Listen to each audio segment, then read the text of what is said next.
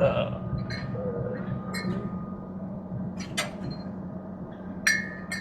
think one of the reasons that I enjoy it so much here is the history is so close. I can kind of put it back in perspective. Bonnie's coming back out here. I'm just rambling to the phone, to the PC Okay. for a minute. No, I was just saying, one of the reasons I think I like it here, when you come to Hollis, you got to slow down. You have to. You don't have a choice. I'm about to say, if you get rushed and you think you're going to do things fast, you're already setting yourself up for a stressful time. Ain't happening. No. Ain't happening. No, and I was just saying, a lot of people would say, well, it's the middle of nowhere. I'm like, there's a lot of stuff around here. Right. I mean, we got Fort Mountain just down that way. We got CCC camp down that way. We got another one down that way. We got Pettigene that way. I know you know the area. I mean, right. Well, let me ask this. I'm trying to, in my mind, I'm trying to imagine like the Hollis CCC camp. And most people, just for what it's worth, it's the Civil Conservation Corps. A lot of people don't know that. But that was basically, it was the welfare system to keep families from starving. It was. And because a lot of people would say, well, I'm proud, we're not just going to take a handout. Well, what are you going to do? Well, we're going to work for it. We're going to learn a skill. And I thought it was a wonderful idea. But there were a lot of families around here. But how did this go from families or partial settlements to a national forest? How do you do that? Well, you know, there's a lot of this property that has never been anything but federally owned. Really? Yeah, you know, this was property that was still being homesteaded during the Depression. Well, but it ain't great soil. It's not great soil, so that sort of, you know, kept some of that, I guess, demand for, you know, it to be used as, you know, for agricultural purposes and stuff. So you know, let it's complicated. me get this straight. So the fact that you couldn't make a living on it kept the riffraff out. Is that right?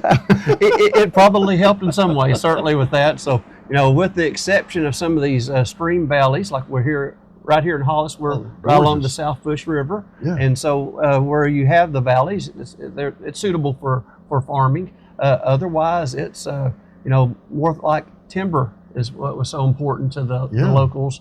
And, you know, a lot of that was owned by timber companies or different ones. But of course, you know, the largest property owner here is the National Forest. And, you know, ours is one of the oldest national forests well, it is the oldest national forest in the state. Really? It was originally called Arkansas National Forest. Until then, later, the Ozark National Forest was established, and they made this the Ouachita National Forest. So let me get this right. So you're telling me, from abstract, as we would call it, you know, back to the mapping it out. Right. Some of this land was always in the Federal Reserve. I mean, it never went to private hand and then came back. I mean, that's my understanding. You know, I read some of the, you know, one of the, I guess, more prolific authors here in Arkansas was a lady named Charlie Mae Simon. And did you have a picture of her? Have pictures of her. I want you to tell that story here in just a minute, if you would. Yeah. But she and her husband moved here and homesteaded there during the Depression, and so they went through all of that. The homestead, it was still something possible here because of the government property, and so they built their home. They did all those requirements to have a homestead to get the property. Would you get a square, which is 640 acres, or did you get a half square? What'd you get? You know, I don't know if I know those details. It seems like it was 160, and I only say that because I'm reading one of those books right now. And I think that's what they mentioned. But her husband also wrote a book, and I'm reading it right now. It's called Cabin on a Ridge. But she wrote several books that are all based on the time while she was here, and then she's written a lot of other stuff as well. But yeah, she's very prolific. As a matter of fact, the Children's Book Award that the Arkansas librarians do every year is called the Charlie Mae Simon Award. I've heard. I knew I'd heard that name. Right. I used to do work with the Library Society, the Arkansas Library in Little Rock, and I thought, who's this lady? What? So how did she get that award? And then we're going to come back and talk about small places. But how did she get that award? What happened? Well, you know, again, I think it was just because of the popularity of her books with the young reader, and being an Arkansas author, and you know, her husband after she homesteaded with her husband at the time, whose name was Howard Simon, they found that they had different approaches to things. Maybe she enjoyed the homesteading and some of that stuff a little bit more than Howard did, and so they did separate and divorce. And then she married John Gould Fletcher, who was a poet from Little Rock. And so you mean Fletcher Library in Little Rock? That would definitely be, if not him, the same family. But yes, that's all. it's all connected. And so she was very, influential in, the literature circles and different things here in Arkansas for many years. Unbelievable. And thank you for that. I've always wanted to explain that. Let me tell a story real quick. We chatted just a little bit about this earlier. Was a place downtown called John's Shoe Repair. And when you looked in the building, it was right beside the Malco, about 2 doors down. And when you looked in, there were big old machines and there were pieces of leather laying around, and you're like, what on earth?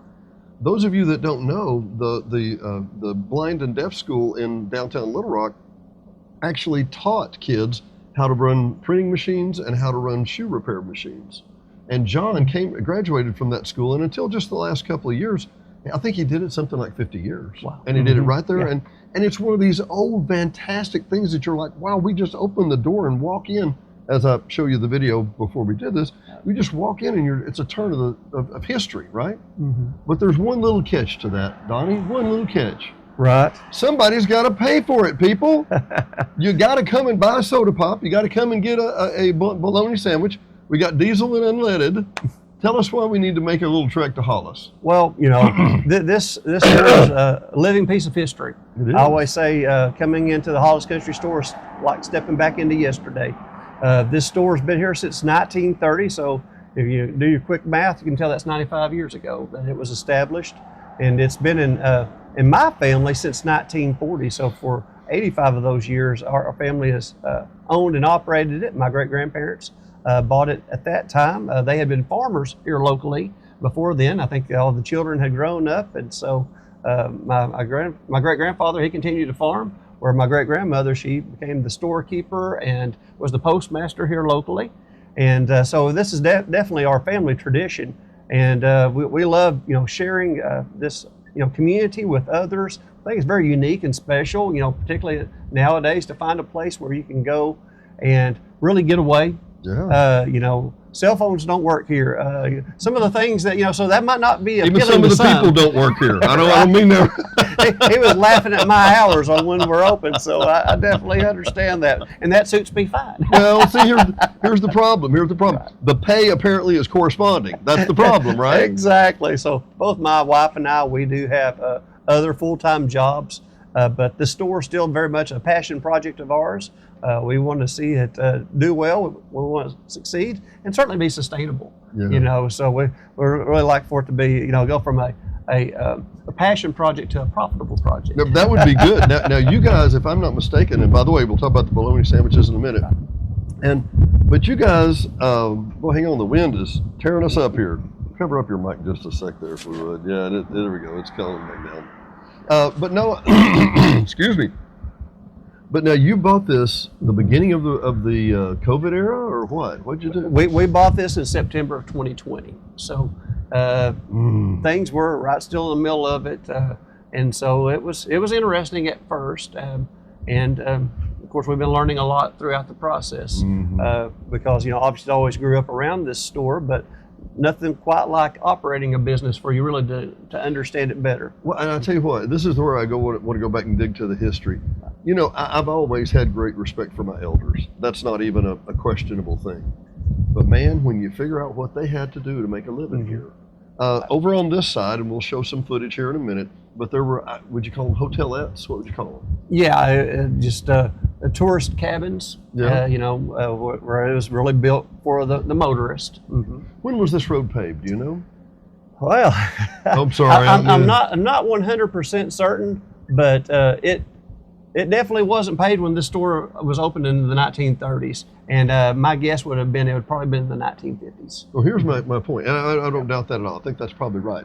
My point is, from here to Hot Springs is 30 miles of good gravel road. Is that maybe? Can you imagine, man? I mean, seriously.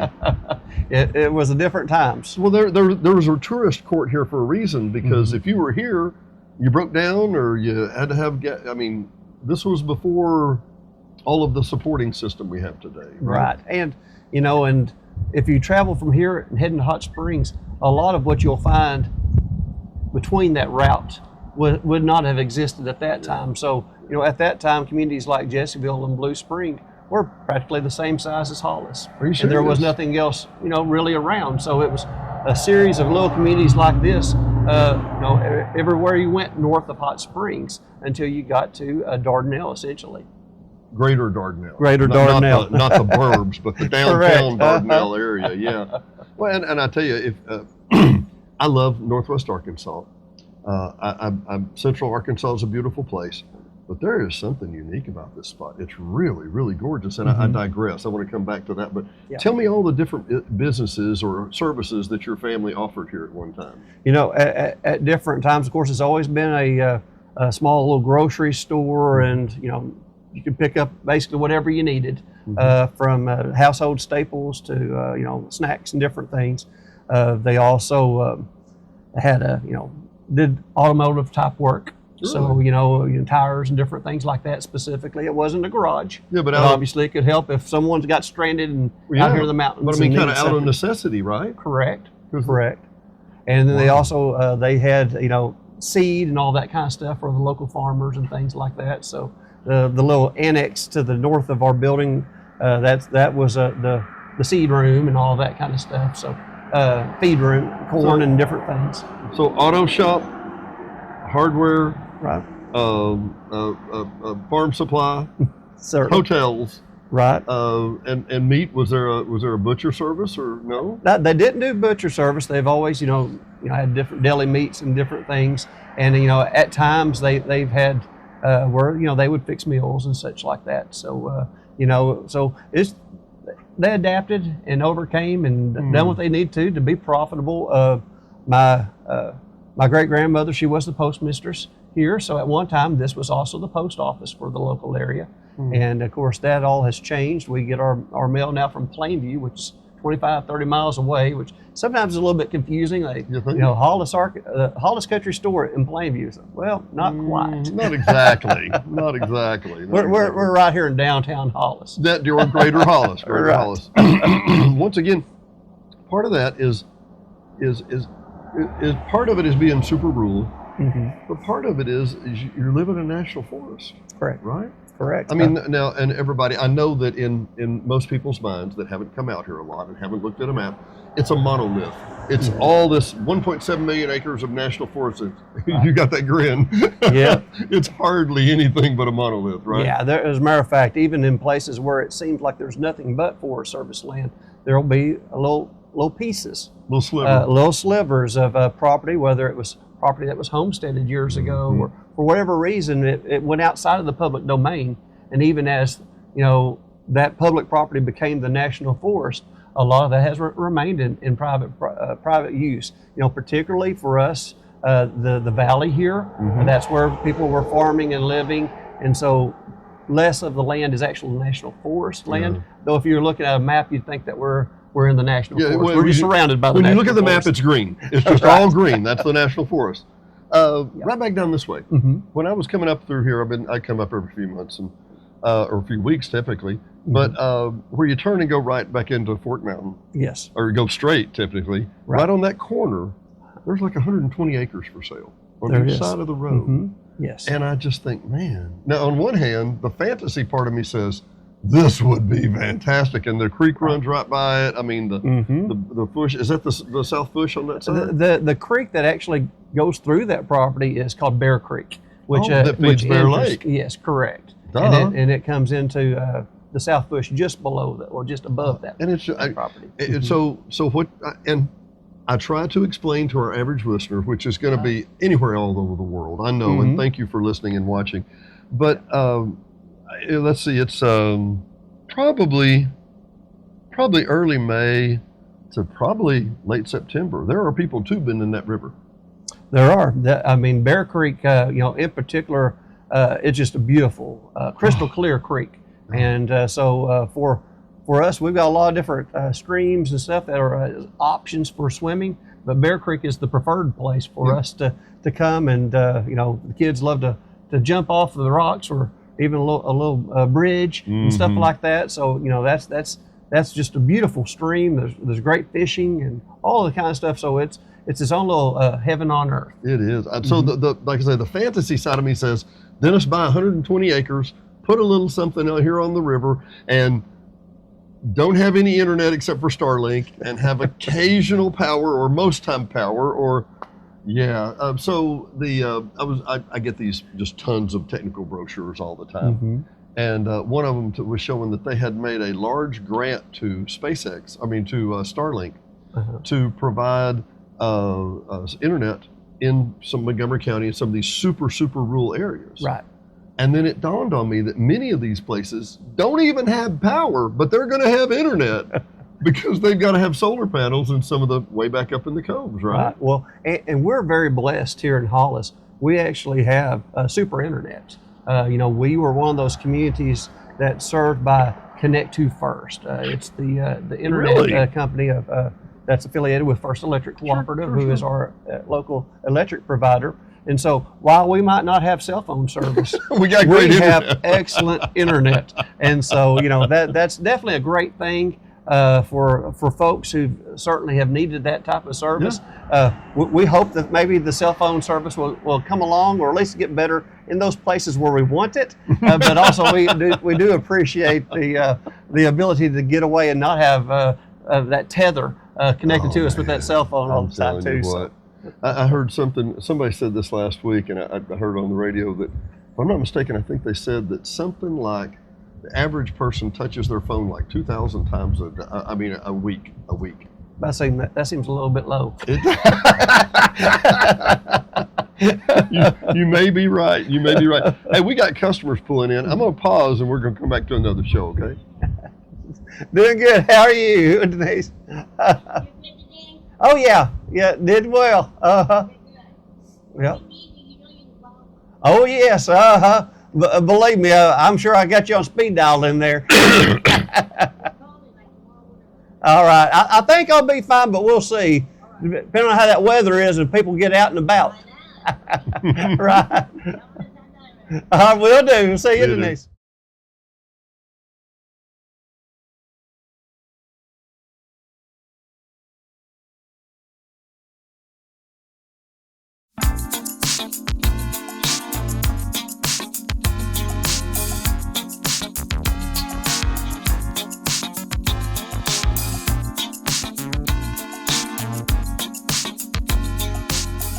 Hot Springs Village Venues is brought to you by KVRE at 92.9 and streaming worldwide on iHeartRadio. KVRE is your family-owned local hometown radio station, so be sure and tune in for live local programming, news, sports, and information every day at 92.9. HSV Radio. HSV Radio is heard every Saturday morning at 9 a.m. or streaming on any of the major platforms. Hot Springs Village Radio is an eclectic mix of music, motivation, great music history, and Saturday morning fun. Join us every Saturday morning at 9 a.m., 92.9. And brought to you by the Hot Springs Village Voice, Hot Springs Village only newspaper, also serving all of Saline and Garland County. Your local newspaper for local events. No one else has more local news than the Hot Springs Village Voice about the Hot Springs Village area. Sign up today at hsvvoice.com or call 501-623-6397. Again, that's 501-623-6397. Located at 3576 North Highway 7 in Hot Springs Village, Arkansas, just in front of Walmart. Brought to you by Gotta Go Vacations. www.gottagovacations.com. Troy Woods and Patrick Cunningham at 501-204-4805 can help you with any of your travel needs. Patrick and Troy have been airline stewards for decades, and their experience and their travel can serve you well. GottaGoVacations.com, again, that's GottaGoVacations.com, can help you book the perfect tour for you. Whether it's a riverboat cruise up the Mississippi or the Rhine, these guys are who you need to call. 501-204-4805. Troy or Patrick, 501-204-4805. GottaGoVacations.com. D&D Village Properties. Hot Springs Village only short-term rental with over 2,100 five-star reviews. All properties are lakefront. They include complimentary kayaks, hot tub, pet-friendly, and a stunning view of the lake. Visit DD Village Prop today for your vacation getaway.